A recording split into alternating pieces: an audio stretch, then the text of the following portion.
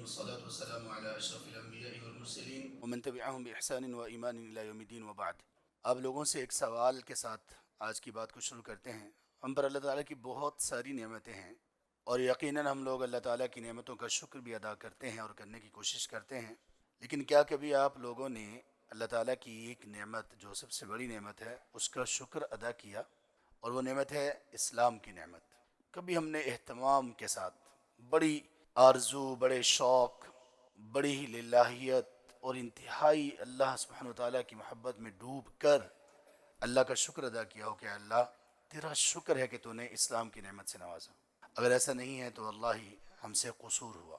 اللہ تعالیٰ کا بہت شکر ادا کیجیے کہ اللہ تعالیٰ نے ہمیں اسلام کی نعمت سے نوازا۔ الحمدللہ علی نعمت الاسلام۔ اب پڑھیے میرے ساتھ، الحمدللہ علی نعمت الاسلام۔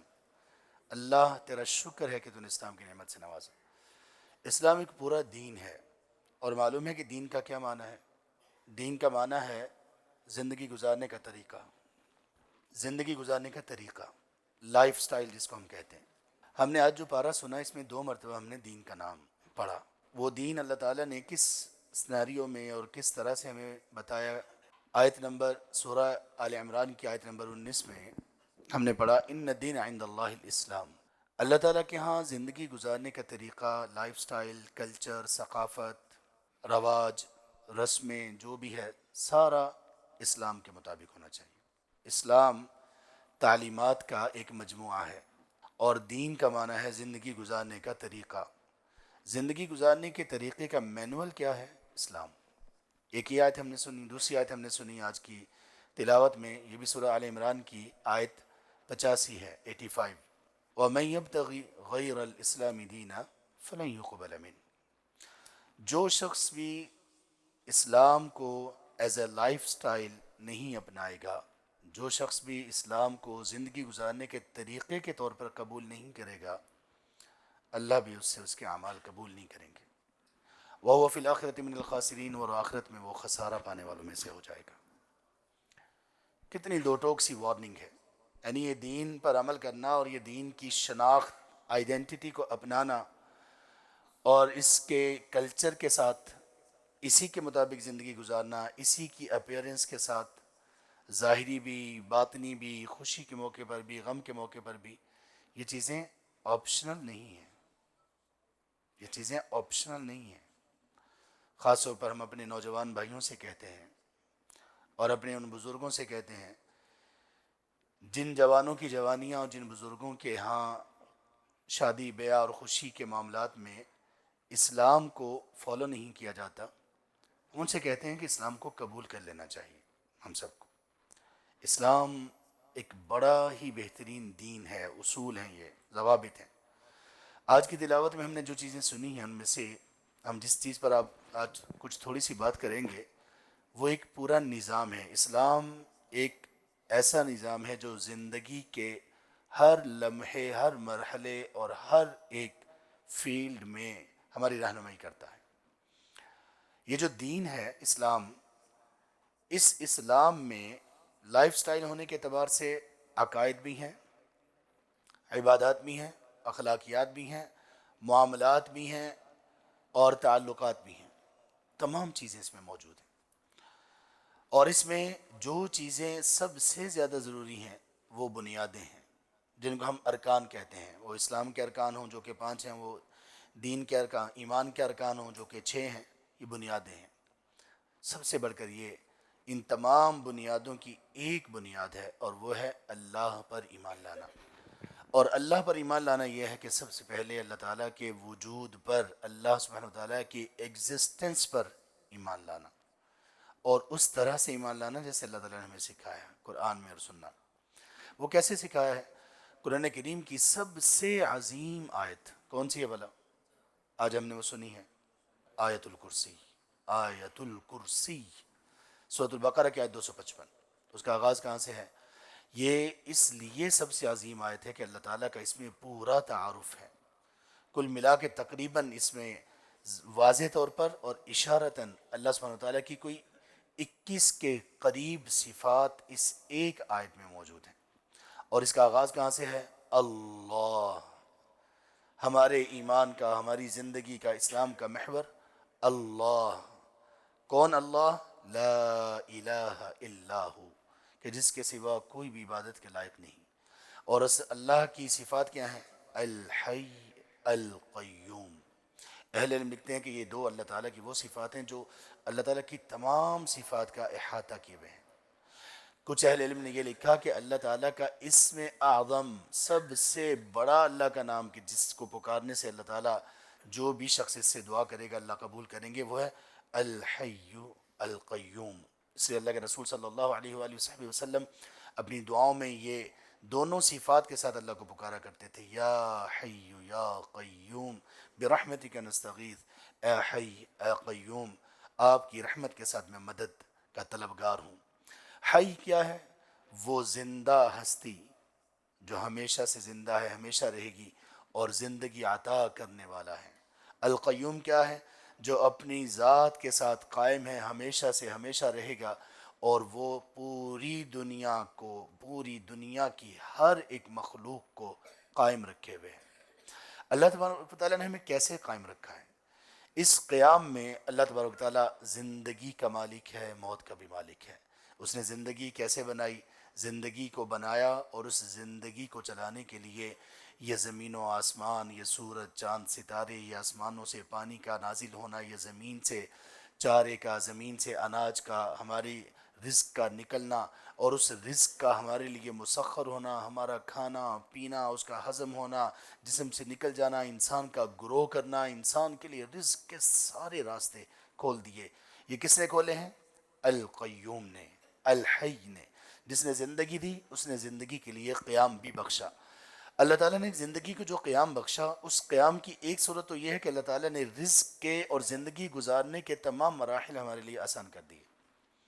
اللہ تعالیٰ نے ہمارے قیام کے لیے ایک اور نظام بھی بنایا جس نظام سے ہم اکثر ناواقف رہتے ہیں، پوری طرح سے اس نظام کا علم حاصل نہیں کر پاتے. آج ہم نے بہت ساری آیات صرف اس ایک نظام کے بارے میں سنی ہے. وہ پتہ کون سا نظام ہے؟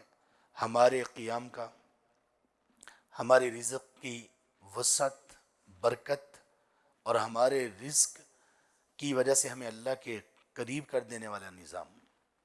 وہ نظام جو انسان کے دل میں اتنی وسعت پیدا کر دیتا ہے کہ انسان کبھی نقصانات سے ڈرتا نہیں ہے، اور اللہ نہ کرے نقصان ہو جائے تو کبھی وہ مایوس نہیں ہوتا، اس کو ہارٹ اٹیک نہیں آتا، ڈپریشن کا، انزائٹی کا شکار نہیں ہوتا. یہ کون سا نظام ہے؟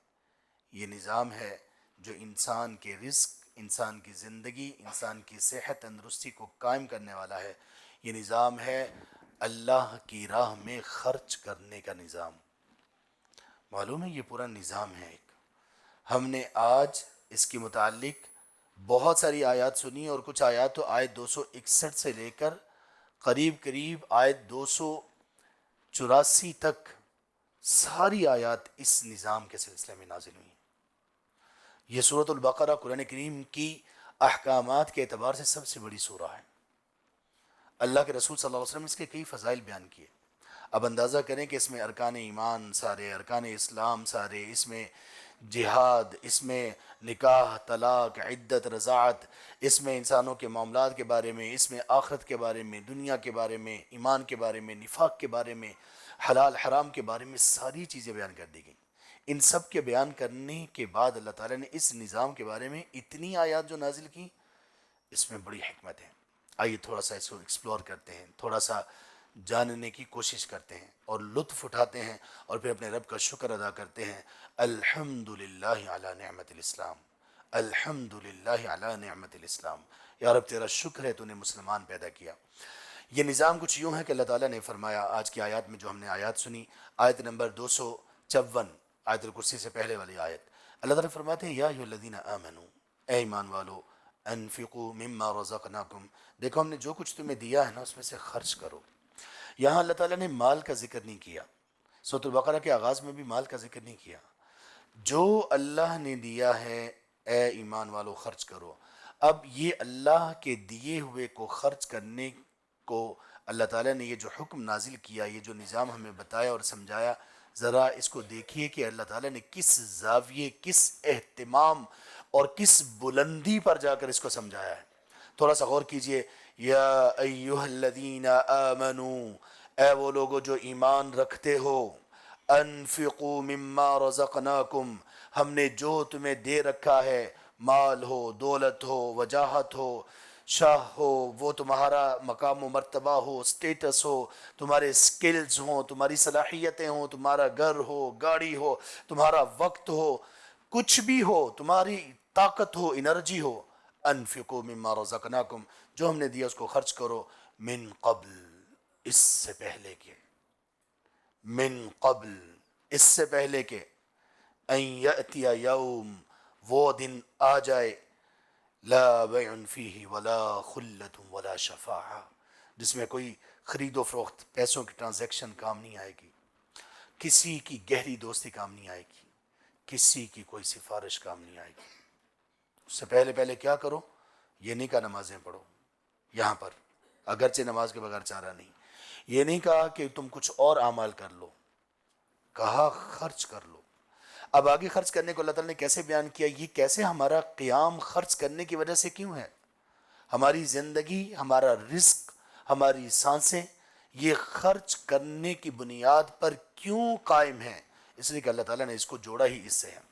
اللہ تعالیٰ نے فرمایا آیت نمبر 261 میں، آج ہم نے سنی، اللہ تعالیٰ نے اس میں فرمایا کہ مثل الذین ينفقون فی سبیل اللہ کمثل حبہ، وہ لوگ جو اللہ کی راہ میں خرچ کرتے ہیں نا، اس کو معمولی نہ لیں، اس کو چھوٹا نہ سمجھیں. کوئی بھی چیز خرچ کریں، وہ مال و دولت ہو، 1 روپیہ ہو، 1 کروڑ ہو، 1 ارب ہو، وہ ایک صلاحیت ہو، وہ ایک سکل ہو، وہ کچھ بھی ہو، جو اللہ کے نام میں خرچ کرتے ہیں، کمثل حبہ، مثال یہ ہے کہ ایک دانے کی طرح جو زمین میں جاتا ہے، کمثل حبۃ انبتت 7 سنابل، زمین میں جاتا ہے، اس سے 7 سٹے نکلتے ہیں، فی کل سنبلۃ 100 حبہ، اور ہر ایک سٹے میں 100 دانے ہوتے ہیں، ایک دانے سے 700 بنے. اور اللہ جب اپنی راہ میں خرچ کرنے والوں کو عطا کرتے ہیں تو یہ 700 تک اللہ تعالیٰ اس کا بدلہ نہیں دیتے. واللہ یضاعف لمن یشاء، اللہ جس کے لیے چاہتے ہیں بڑھا دیتے ہیں. کتنا بڑھاتے ہیں؟ اللہ تعالیٰ نے کوئی لمٹ ذکر نہیں کی، اتنا بڑھا دیتے ہیں کہ فرشتوں کے لیے بھی کبھی ممکن نہیں ہوتا کہ وہ اجر لکھیں تو کتنا لکھیں. انما یوفی الصابرون اجرہم بغیر حساب. اس کے بعد اللہ تبارک و تعالیٰ نے اس خرچ کرنے کے سسٹم کو کس طرح سے سسٹمائز کیا، کس طرح سے اس کو نظام کیسے بنایا. اللہ تعالیٰ نے پہلے یہ بتایا کہ بندو، اگر تم نے اللہ کی راہ میں خرچ کرنا ہے، ایسا خرچ کرنا جس سے تمہیں برکتیں ملیں، خوشی ملے، جس سے تمہیں صحت، تندرستی ملے، تمہیں لمبی عمر ملے، تمہیں رزق میں اضافہ ملے. اگر ایسا خرچ کرنا چاہتے ہو تو پتہ کیسے کرو گے؟ اللہ تعالیٰ نے پہلے اس کی بنیادیں، اصول بتائے پورے اخلاص کے ساتھ. الذین ينفقون اموالهم فی سبیل اللہ، یہ آیت 261 سے لے کر 265 تک اللہ تبارک و تعالیٰ نے صرف یہ بتایا کہ تمہارے خرچ کرنے میں اخلاص کی کیا اہمیت ہے. الذین ينفقون فی سبیل اللہ، الذین ينفقون اموالهم فی سبیل اللہ، اللہ کی راہ میں وہ لوگ جو خرچ کرتے ہیں، اپنے اموال کو خرچ کرتے ہیں، اور پھر ثم لا يتبعون ما انفقوا منا ولا اذى، اور خرچ کرنے کے بعد وہ جس پر خرچ کریں اس کو تکلیف نہیں دیتے ہیں، اس کو اذیت نہیں پہنچانتے. ایسا نہیں کرتے کہ میں نے خرچ کیا میرا حق ہے. ایسا نہیں کرتے کہ خرچ کریں کسی جگہ پر، کسی ادارے میں، مسجد میں، میرا بورڈ لگاؤ، میری بات بھی اب مانی جائے گی، میں بھی اس کے اندر سٹیک ہولڈر بن گیا ہوں. نہیں، جب کسی پر خرچ کرتے ہیں تو تانے نہیں دیتے، اس کو، اس پر جتلاتے نہیں ہیں. اور اس کے بعد یا ایھا الذین آمنوا لا تبطلوا صدقاتکم بالمن والاذی، اے ایمان والو تم اپنے صدقات کو لوگوں پر احسان جتلا کر، ان کو اذیت دے کر باطل نہ کرو، ان کو تباہ نہ کرو. کالذی ينفق مالہ رئاء الناس، اگر تم نے صدقہ بھی کیا، اللہ کے نام میں خرچ بھی کیا، اور تمہیں اس کے باوجود عذاب ملے تو کیا کرو گے؟ اس بندے کی طرح نہ بن جاؤ جو بندہ نفاق دل میں رکھتا ہے، اللہ کی راہ میں خرچ بھی کرتا ہے، ایمان اخلاص کے ساتھ نہیں، نفاق کے ساتھ. اس کی مثال کیسی ہے؟ ينفق ماله رئاء الناس ولا يؤمن بالله واليوم الآخر فمثله كمثل صفوان عليه تراب فأصابه وابل فتركه صلدا.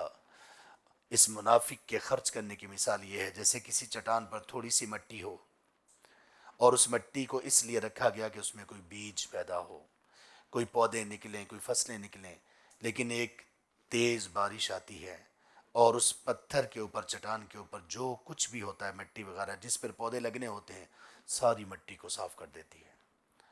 اس بندے نے جو بیج بوئے ہوتے ہیں سب ختم، ضائع۔ اللہ کی راہ میں ریاکاری کرتے ہوئے خرچ کرو گے، اسی طرح کا نتیجہ نکلے گا۔ اور پھر وہ لوگ جو ینفقون فی سبیل اللہ، جو اللہ تبارک و تعالیٰ کی رضا کو چاہتے ہوئے خرچ کرتے ہیں، یبتغون مرضات اللہ وتثبیتا من انفسہم، اللہ کی رضا کے حصول کے لیے اور اپنے نفس کو ثابت رکھنے کے لیے۔ آپ کو پتہ ہے کہ اللہ کی راہ میں خرچ کرنا آپ کے دل کو ایمان پر ثابت کر دیتا ہے۔ اللہ کی راہ میں خرچ کرنا آپ کے دل میں مضبوطی پیدا کرتا ہے۔ اس لیے وہ لوگ جو اللہ کی راہ میں خرچ کرنے کے عادی ہیں، وہ نقصانات پر گھبراتے نہیں ہیں، ان کو دل کے دورے نہیں پڑتے۔ تثبیت من انفسہم، جو لوگ اس طرح سے اللہ کی رضا کے لیے، اپنے آپ کے ایمان کی حفاظت اور مضبوطی کے لیے خرچ کرتے ہیں، ان کی مثال دیکھیے کیا دی، کمثل جنت بربوہ، ایک اس باغ کی مثال جو اونچی جگہ پر ہے، اونچی جگہ پر ہے، کمثل جنت بربوۃ اصابہ وابل، جب اس کو بارش پہنچتی ہے، موسلادھار بارش، تو فآتت اکلہا ضعفین، یہ باغ بلندی پر ہے، اور جب بارش پہنچتی ہے، اچھی بارش، تو یہ اپنا پھل 2 گنا دیتا ہے، اور جب کبھی بارش نہیں بھی ہوتی فطل، تو وہ جو شبنم ہی پڑتی ہے نا، وہی کافی ہو جاتی ہے اس کا پھل نکالنے کے لیے۔ اخلاص کے ساتھ خرچ کیا ہوا تھوڑا بھی ہو، اس کا پھل بہت زیادہ ہے، اور جو اخلاص کے ساتھ خرچ نہ کیا ہو برباد ہو جائے گا، کوئی فائدہ نہیں ہوگا۔ اور پھر اس کے بعد دوسرا اصول اس میں یہ بیان کیا گیا، یا ایھا الذین آمنوا انفقوا فی سبیل اللہ، اللہ کی راہ میں خرچ کرنے کے سلسلے میں یہ یاد رکھو کہ تم اللہ کی راہ میں وہ خرچ کرو جو پاکیزہ ہے، عمدہ ہے، اچھا ہے۔ اپنے گھر کا کوڑا کرکٹ اللہ کی راہ میں نہ دو، اپنے گھر کی وہ چیزیں کہ جو تم ان کو پسند نہیں کرتے ہو، وہ اللہ کی راہ میں نہ دو۔ اور اللہ فرماتے ہیں کہ اللہ کی راہ میں عمدہ دو، اور اگر تم اللہ کی راہ میں وہ چیز دو گے کہ اگر کبھی تمہیں ضرورت پیش آ جائے اور تمہیں وہ چیز دی جائے، تو تم لیتے ہوئے بڑی ہی ایک خفت محسوس کرو گے کہ یار میرے اوپر سخت وقت آیا ہے، لیکن لوگ مجھے اتنی بیکار چیزیں دے رہے ہیں۔ الا ان تغمضوا فی، جب تمہیں وہ دی جائے تو تم چشم پوشی کرتے ہوئے اور تم ناراضگی کے ساتھ اس کو لوگے، تو پھر خود جب خرچ کرتے ہو تو ایسی چیزیں کیوں اللہ کی راہ میں دیتے ہو؟ وہ چیزیں دو جو تمہیں بھی پسند ہیں، وہ چیزیں دو جو تمہیں بھی، تمہارے بھی لائق ہیں۔ ایک اس طرح کے لوگ ہیں، اور پھر یہ کیسے خرچ کرتے ہیں؟ ينفقون اموالهم باللیل والنہار، دن رات خرچ کرتے ہیں، سرا وعلانیہ، یہ چھپا کر بھی خرچ کرتے ہیں اور لوگوں کے سامنے بھی خرچ کرتے ہیں۔ لوگوں کے سامنے خرچ کرنا ریاکاری نہیں ہوتا ہے، لوگوں کے سامنے خرچ کرنے سے لوگوں کو بھی ترغیب ہوتی ہے، ہر طرح خرچ کرتے ہیں۔ یہ وہ لوگ ہیں جو اپنی زندگی، اپنی عمر میں برکت، اپنے رزق میں برکت اور اپنی زندگی کا قیام اس سسٹم سے حاصل کرتے ہیں۔ اس کے مقابلے میں، اس کے پیرالل کون سے لوگ ہیں؟ وہ لوگ جو لوگ سود کے ذریعے سے، وہ لوگ جو حرام کے ذریعے سے اپنے رزق کو بڑھانا چاہتے ہیں۔ یمحق اللہ الربا ویربی الصدقات، اللہ تعالیٰ یہ جو سود ہے، ظاہری طور پر بندے کو مال بڑا دکھائی دے رہا ہوتا ہے، بینک میں پیسے رکھو ہر مہینے اتنے ملیں گے، فلاں بندے کو دو ہر مہینے کے بعد اتنا آپ کو ملے گا، اتنا انٹرسٹ ریٹ ہے، انسان خوش ہو جاتا ہے، 20%، 30%، 15%، بڑا خوش ہو جاتا ہے۔ لیکن اللہ کا یہ اعلان ہے، یمحق اللہ الربا، اللہ تعالیٰ سود کو برباد کرتے ہیں، مٹا دیتے ہیں۔ اور جو لوگ اس کے باوجود بھی باز نہیں آتے، فَأْذَنُوا بِحَرْبٍ مِّنَ اللَّهِ وَرَسُولِهِ، تو اللہ ان کے خلاف اعلان جنگ کرتے ہیں، اور وہ کہتے ہیں کہ یاد رکھو تم اللہ اور اس کے رسول کے خلاف جنگ کر رہے ہو۔ جو قومیں، جو لوگ سود کے اندر پڑتے ہیں، اپنی معیشت کی بقا کے لیے ہمیشہ ذلیل و رسوا ہوتے ہیں، ہمیشہ ان کے رزق میں بے برکتی ہوتی ہے اور ان کا کوئی کام چل نہیں پاتا۔ کوئی بھی ملک ہو، وہ کوئی بھی ملک ہو دنیا میں، اسلامی ہو یا غیر اسلامی ہو، جو سود میں جکڑا ہوا ہے برباد ہے، پوری طرح سے برباد ہے، اور ہر وقت بربادی اس کی بڑھتی رہے گی، کبھی کم نہیں ہوگی۔ اللہ تبارک و تعالیٰ نے اسی مال کے خرچ کرنے کے سلسلے میں کچھ لوگوں کا ذکر کیا، اللہ اکبر، ان کی 4 صفات کا اللہ تعالیٰ نے ذکر کیا آیت نمبر 17 میں۔ وہ لوگ جو اللہ سبحانہ و تعالیٰ پر ایمان پوری طرح سے رکھتے ہیں، اللہ تبارک و تعالیٰ کے سامنے دعائیں کرتے ہیں، ربنا آمنا فاغفر لنا ذنوبنا وقنا عذاب النار، اے اللہ آگ کے عذاب سے بچا لے۔ ان میں صفات کیا ہیں؟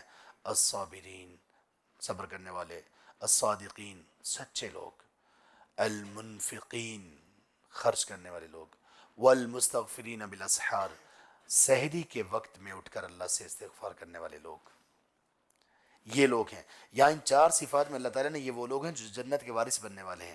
ایک صفت کون سی ذکر کی؟ المنفقین، وہ لوگ جو اللہ کی راہ میں خرچ کرنے والے ہیں۔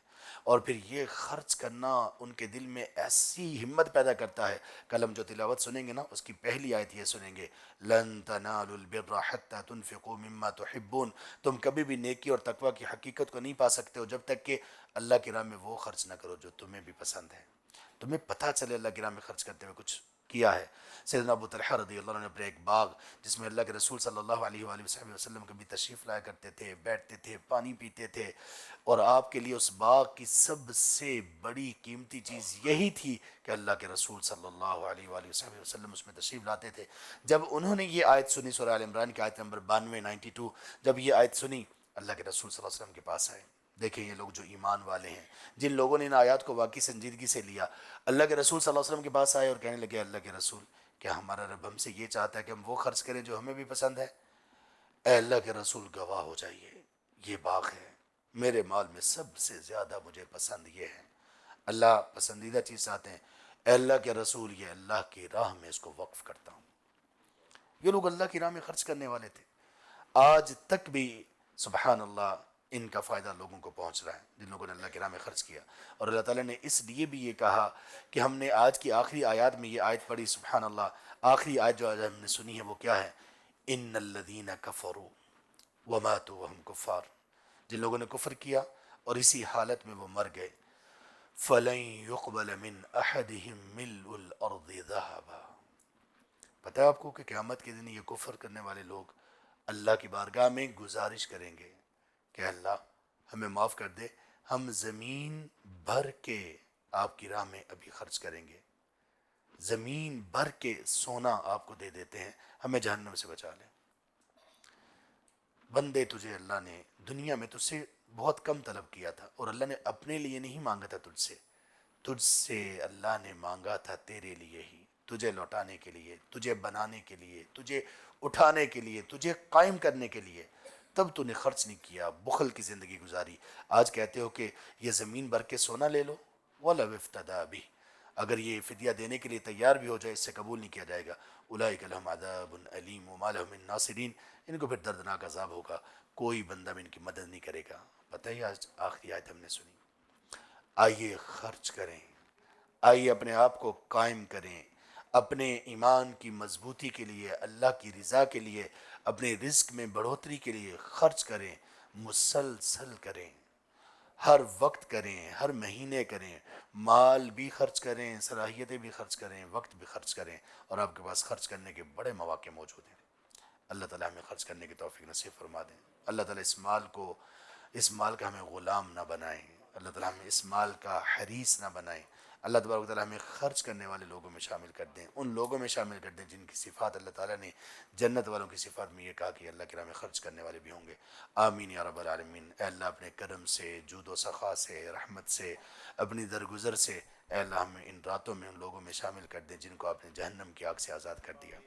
اے اللہ کمزور ہیں، نادان ہیں، گنہگار ہیں، سیاکار ہیں، یا رب تیری رحمت سے بڑھ کر گناہ نہیں ہے، یا اللہ تو معاف فرما دے۔ اے اللہ تو عافیت کا معاملہ فرما، اے اللہ دل بھی کھول دے اپنے دین کے لیے اور اپنی راہ میں خرچ کرنے کے لیے، اور اے اللہ دلوں میں ایمان کا نور پیدا کر دے، اے اللہ دل و دماغ کو ایمان کی لذت سے محظوظ کر دے، اے اللہ ان راتوں سے صحیح معنوں میں فائدہ اٹھانے کی توفیق دے دے، اے اللہ مساجد کی محبت، دین کی محبت، قرآن کی محبت، نماز کی محبت دلوں میں اس طرح سے بو دے جیسے زمین میں بیج بویا جاتا ہے جو بعد میں بہت سارے ثمرات، پھل اور بہت کچھ لے کر واپس آتا ہے۔ اے اللہ ہمارے دلوں میں بھی ان سب چیزوں کی محبت اس طرح سے بو دے۔ آمین یا رب العالمین۔ سبحانک اللہم و بحمدک، اشہد ان لا الہ الا انت، استغفرک و اتوب الیک۔